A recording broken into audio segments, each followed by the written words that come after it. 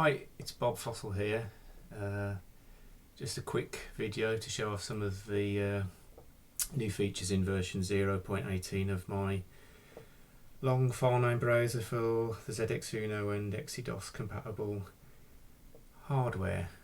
Hopefully you can hear me okay. This is the first time I've tried to record audio on a video for YouTube. So I've previously just done sort of videos using the old Spectrum ROM font to print stuff on the screen, but I thought I'd take the next step and try an actual proper video, so bear with me, and here we go. So, new feature I've recently added into the browser is not that one. So I'm a bit of a satellite delay because I'm running this through the video grabber, so the keyboard's a bit out of sync with the screen. New feature I've added is support for ULA Plus screens. So ULA Plus is it's a sort of standard Spectrum screen, which is 6912 bytes, and then it's got the 64 byte palette data tacked on at the end, so that then gives you the magic number of 6976. I got these files from zxart.ee. It's a brilliant resource for music and graphics from games and the demo scene, and that's where I got these from. So now if you've got a clown phobia problem, then probably just look at something else the next 10 seconds.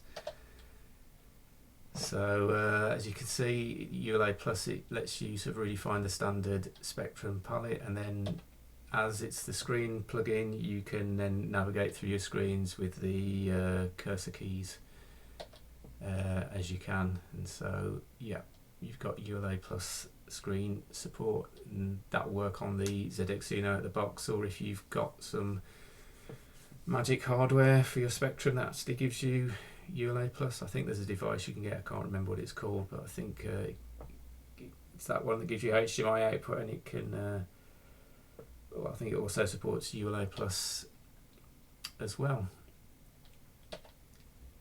So that's that. I also got this from zxart.ee, and I just think it's a really clever screenshot. It's a standard Spectrum screen, standard colours, but it's just like I think it's just a really cool effect with the optical illusion, and hopefully it's coming through okay on the video grab, and it might send your eyes a bit wonky, but I think it's a really well designed piece of graphics, so well done to Mr. Art Top for doing that. So what else have we got? The other main feature is we've now got sort of like a proper PZX support. The PZX support previously in the browsers has been done by various kinds of bodges. I think initially I had some horrible code I got from disassembling Daley Thompson Supertest 128, which basically exited the browser and then poked the key presses in to do the load PZX command. And of course that didn't work from the NMI browser, and then I had a brainwave a couple of versions later that I could create a tap file on the fly, which would then contain the load PZX command, and then that worked for a bit. The issue I was having was that there's an undocumented function in XeDOS which does let you load a dot file from the API and execute it. That's how the snap load works in the default browser and my browser, but I just couldn't get the PZX. If I did load PZX and called this API, it would get so far and it would just crash out. So a couple of weeks ago I actually got the source code for load PZX, which is a mixture of C and Z80 assembly, and the plugins I made the decision for the file browser. Whether the file browser is a mixture of C using the Z88 DK and assembly, I decided that the plugins were going to be straight Z80 assembly just to keep the size down. So I spent a bit of time going through and translating the bits of C and Z and assembly into a full Z80 assembly file, and I think I've got there, and I think I've got rid of most of the bugs. So you can now directly load a PZX file from the browser. So so that flash of colours was the browser uploading the PZX file into the ZX Uno's internal memory. To use this on the ZX Uno, you do need a recent firmware on it. I can't remember which one, but say if you've got the latest firmware on it, it should work. And you also need the device with the 2 meg of SRAM inside it, because I think some of the larger PZX files need that extra memory. So I'm sure somebody correct me if I'm wrong about that. Apologies for my awful USB to eBay video grabber. For some reason the loading bars on the Spectrum seem to completely cause it to lose its synchronization. So yeah, so we're loading Cobra at the moment. That uses the Alcatraz system, which has this nice effect of basically loading the screen in very stylized way and building up the screen bit by bit, rather than just doing the standard lines and then colour fills down. So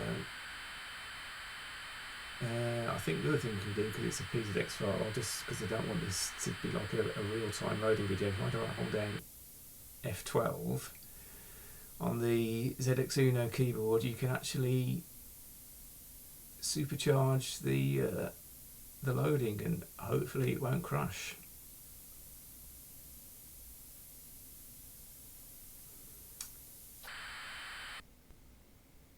There we go, and we've loaded Cobra from PZX tape image. So let's have a quick blast of the Cobra music. So yeah, just means now that the PZX file isn't constantly having to sort of like create an extra tap file, and it does make it a bit more compatible because it's not having to do that extra step. There is an issue with some PZX files. Seems to be the early speed lock ones, so something like Bruce Lee. If you load them straight from the NMI, they bomb out after it loads the first block, and then it tries to load the turbo data, and it just crashes out. So what you can do, if you do Shift and Enter, but that doesn't seem to work on my ZX Uno keyboard. The Shift on its own doesn't match. So if you do Tab and Enter, it will load the PZX file, but it won't actually start it. So then if you do symbol Shift X to go out of the browser, and then do load dot Enter, and then press F7 to start the tape.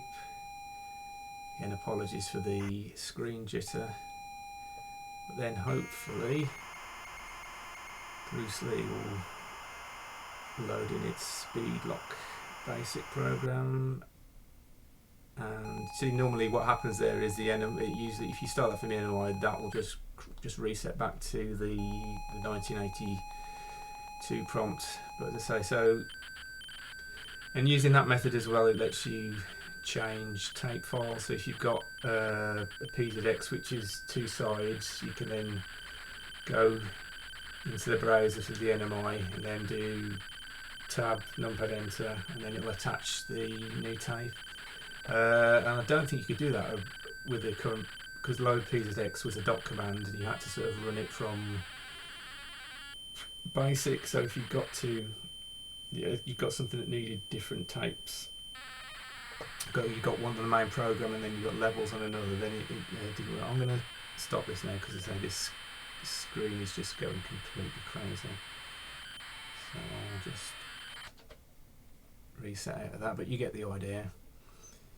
What else? The other thing in this version is that I've removed the ZX Uno specific options like the turbo, setting the turbo and the machine timing, and I've put those into a separate configuration plugin. So that basically means now all the ZX Uno code is in its own plugin. So it's the browser is a bit smaller. But if you're on the ZX Uno, if you do Cap Shift and C, you now get this configuration options menu, which basically lets you change some of the more sort of internal options that you'd normally have to do for like the F2 menu, or by running a separate program. You can now do that from the browser. So I won't go into this at the moment, maybe I'll do this in another video. But yeah, you've got options to change the keyboard and the DB9 joystick. You can now change the ULA timing and the turbo modes. You can change the issue with the keyboard. Some games need that. You can disable the div MMC NMI for the one game that needs that. I think that's Travel with Trashman, which if you try and load that from the PZX file, it basically, for some reason, its tape loader generates NMI. I don't know if it's some sort of anti-copying device mechanism, but it does that. So then that disables that. And the other thing is you can disable the extended graphics mode. So on the Uno, like the Radistan, the ULA Plus, and the Timex mode, I suppose. The other thing is that I've also added in accelerator keys. So where there's that little plus symbol, so you can. So if I do, you see the turbo mode, it's got the plus next to it. So if I do Shift T, see you will change the turbo. But if I go to Shift P, which disables the ULA Plus, and then press Enter, if I go back to the screens and then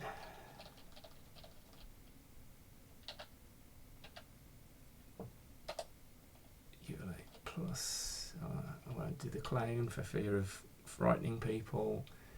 If I do that, that's what you get now when the ULA, because the ULA Plus has been disabled in the Uno, that's what you'd actually get if you loaded in that file into a Spectrum that didn't have ULA Plus support, as I say. So we've disabled that. But if I do escape out of that and then do Shift C again and then do Shift P, Enter, and do that, ULA Plus has been re-enabled and it displays the graphics correctly. Right, that's about it really. Thanks for watching this video, and thanks everybody for their continued interest and support for my browser project, and I will hopefully see you soon in another video. Bye.